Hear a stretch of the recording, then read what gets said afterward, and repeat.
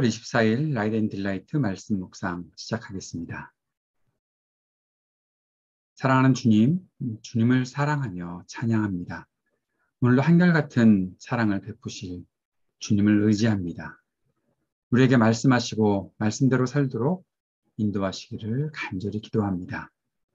매 순간 주님 나라와 권세와 영광을 바라봅니다. 쉬지 말고 기도하며 주님과 동행하는 은혜를 누리게 하옵소서. 예수님 이름으로 기도합니다. 아멘.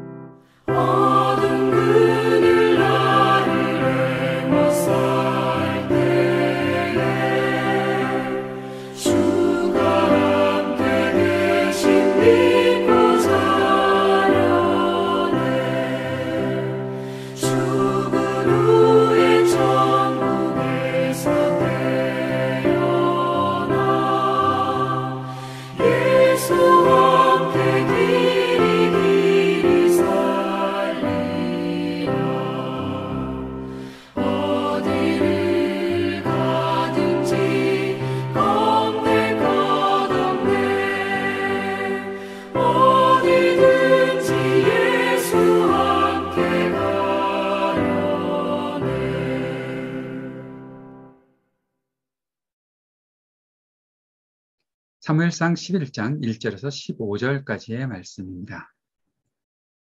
암몬 사람 나하스가 올라와서 길르앗 야베스에 맞서 진침해 야베스의 모든 사람들이 나하스에게 이르되 우리가 언약하자 그리하면 우리가 너를 섬기리라 하니 암몬 사람 나하스가 그들에게 이르되 내가 너희 오른 눈을 다 빼야 너희와 언약하리라.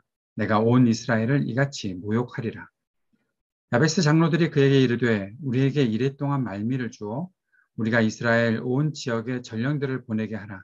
만일 우리를 구원할 자가 없으면 내게 나아가리라 하니라. 이에 전령들이 사울이 사는 기브아에 이르러 이 말을 백성에게 전하매 모든 백성이 소리를 높여 울더니 마침 사울이 밭에서 소를 몰고 오다가 이르되 백성이 무슨 일로 우느냐 하니 그들이 야베스 사람의 말을 전하니라. 사울이 이 말을 들을 때 하나님의 영에게 크게 감동되매 그의 노가 크게 일어나 한 겨리의 소를 잡아 각을 뜨고 전령들의 손으로 그것을 이스라엘 모든 지역에 두루 보내어 이르되 누구든지 나와서 사울과 사무엘을 따르지 아니하면 그의 소들도 이와 같이 하리라 하였더니 여호와의 두려움이 백성에게 임하매 그들이 한 사람같이 나온지라.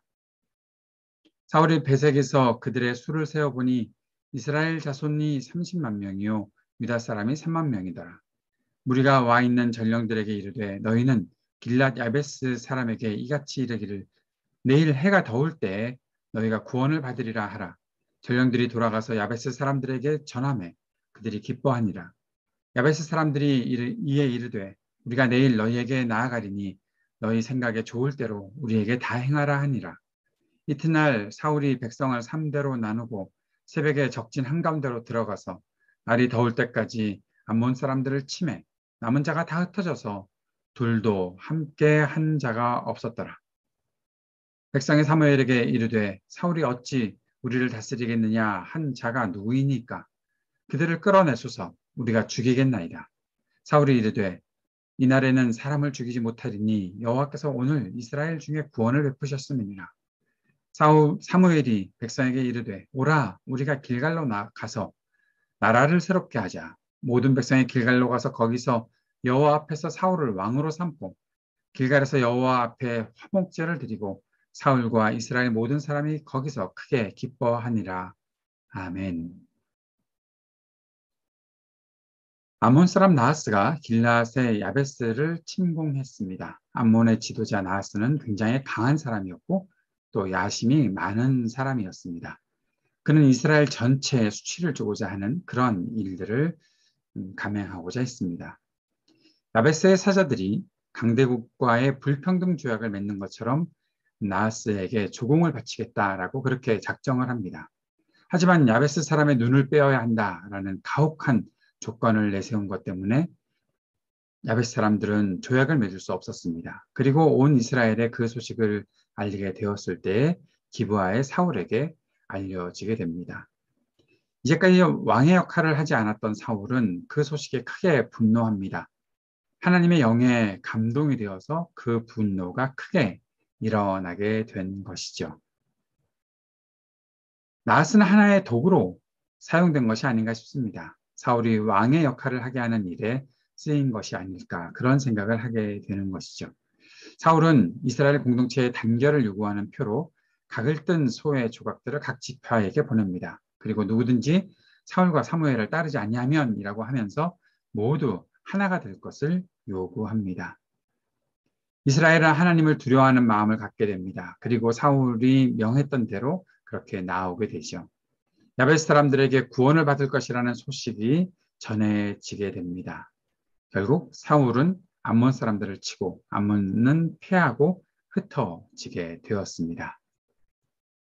사울이 왕의 역할을 하게 되었습니다. 그때서야 백성들은 이 앞에서 사울을 무시했던 불량배들, 사울이 어떻게 우리를 구원할 수 있겠어? 라고 비아냥거렸던 불량배들이 누구냐? 그들을 찾아서 벌하겠다. 그들을 죽이겠다라고 그렇게 말을 합니다. 하지만 이때 사울은 하나님께서 자신들을 구원하신 날인데 사람을 죽일 수 없다라고 그렇게 말을 하며 도량을 베풀고 있습니다. 사무엘은 백성들을 길갈로 모이라고 말했고 사울을 왕으로 세워서 나라를 새롭게 하자라고 했고 길갈에서 주님께 화목제를 드리면서 사울은 이제 정식으로 왕으로 세워지는 이미 하나님께서 왕으로 세우셨지만 이제 모든 사람의 앞에서 왕으로 세워지는 일이 있게 됩니다. 오늘 말씀을 보면서 몇 가지 묵상하고 또 우리의 삶에 적용해 볼 수 있는 부분들이 있습니다. 어려움이 닥쳤을 때 쉽게 절망하지 않고 하나님께서 어떤 일을 하실지 질문하고 또 기대하고 주님 앞으로 나아갈 수 있는 믿음이 있었으면 좋겠다라는 생각을 하게 됩니다. 하나님께서 분명히 하나님의 뜻을 이루고자 하시는 그 뜻을 우리가 구하고 주님께 나아가야 하겠다라는 것이죠. 주님께 기도하지도 않고 주님께 구하지도 않고 그저 우리가 살아나갈 방법을 어떻게 찾아볼까 하는 그런 생각을 갖는 것보다 먼저 주님 앞에 나아가는 것이 우리들에게 필요하겠다라는 것입니다. 또 한 가지는 주님께서 세우신 사람을 사용하시기 위해 주님의 영을 충만하게 하신다라는 사실을 우리가 꼭 기억할 수 있게 되기를 바랍니다. 그것이 때로는 세상의 악에 정하기 위한 분노가 임하는 것, 그렇게도 하나님께서는 주님의 영을 임하게 하실 것이다 주님의 인도하심이 그 속에 있을 것이다라는 사실을 우리가 생각할 수 있어야겠지요.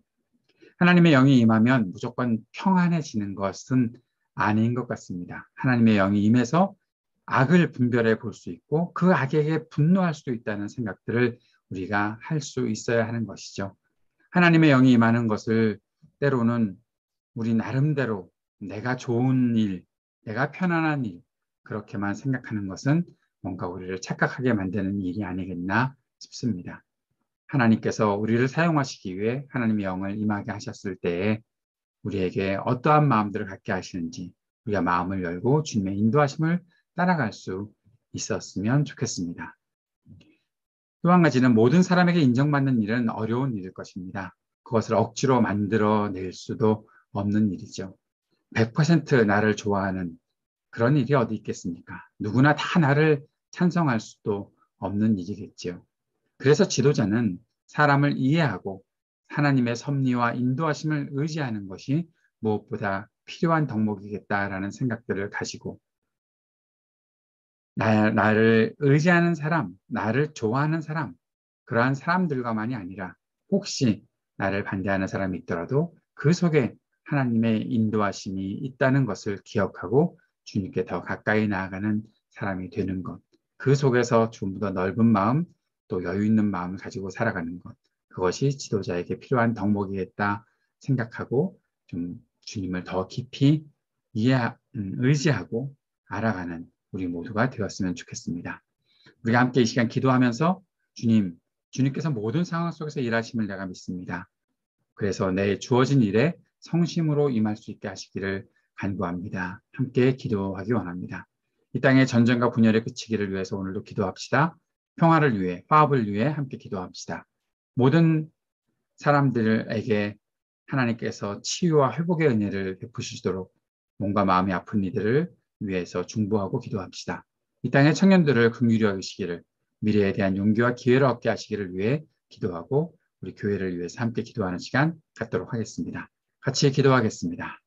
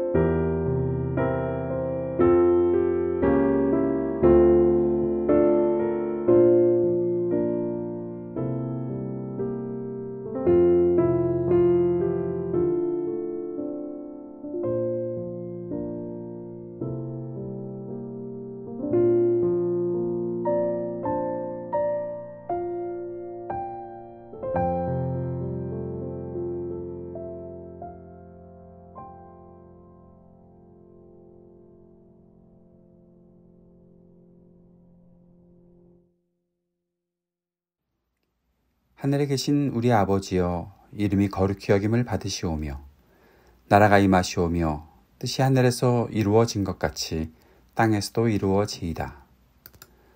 오늘 우리에게 일용할 양식을 주시옵고 우리가 우리에게 죄 지은 자를 사하여 준 것 같이 우리의 죄를 사하여 주시옵고 우리를 시험에 들게 하지 마시옵고 다만 악에서 구하시옵소서. 나라와 권세와 영광이 아버지께 영원히 있사옵나이다. 아멘.